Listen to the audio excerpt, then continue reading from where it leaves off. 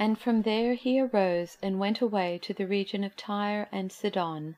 And he entered a house, and did not want anyone to know, yet he could not be hidden. But immediately a woman whose little daughter had an unclean spirit heard of him, and came and fell down at his feet. Now the woman was a Gentile, a Syrophoenician by birth.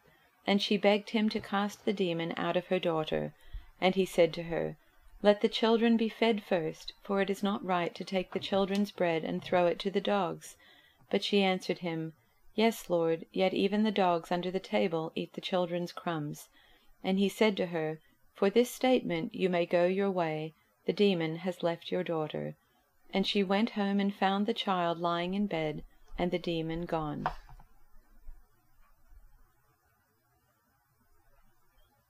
From there he set out and went away to the region of Tyre.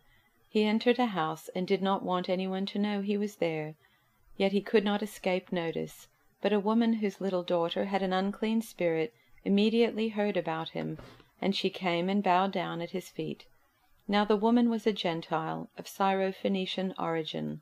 She begged him to cast the demon out of her daughter. He said to her, "Let the children be fed first, for it is not fair to take the children's food and throw it to the dogs." But she answered him, "Sir, even the dogs under the table eat the children's crumbs."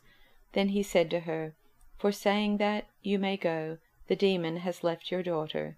So she went home, found the child lying on the bed, and the demon gone.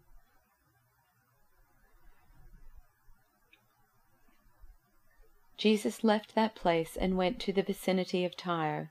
He entered a house, and did not want anyone to know it, yet he could not keep his presence secret. In fact, as soon as she heard about him, a woman whose little daughter was possessed by an impure spirit came and fell at his feet. The woman was a Greek, born in Syrian Phoenicia. She begged Jesus to drive the demon out of her daughter. "First, let the children eat all they want," he told her, "for it is not right to take the children's bread and toss it to the dogs." "Lord," she replied, "even the dogs under the table eat the children's crumbs." Then he told her, "For such a reply you may go, the demon has left your daughter." She went home and found her child lying on the bed, and the demon gone.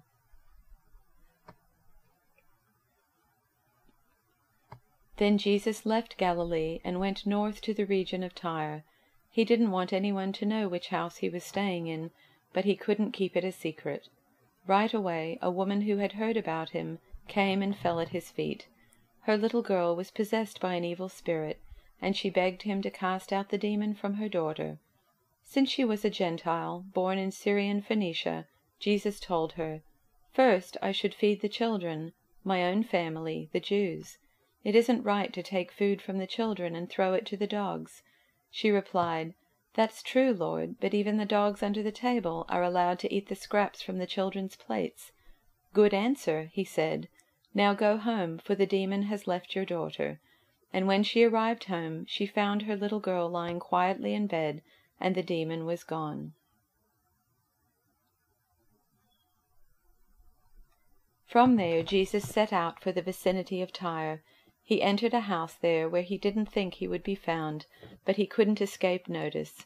He was barely inside when a woman who had a disturbed daughter heard where he was. She came and knelt at his feet, begging for help.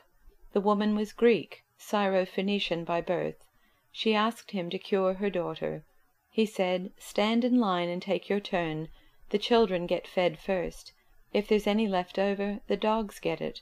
She said, "Of course, master, but don't dogs under the table get scraps dropped by the children?" Jesus was impressed. "You're right. On your way. Your daughter is no longer disturbed. The demonic affliction is gone." She went home and found her daughter relaxed on the bed, the torment gone for good.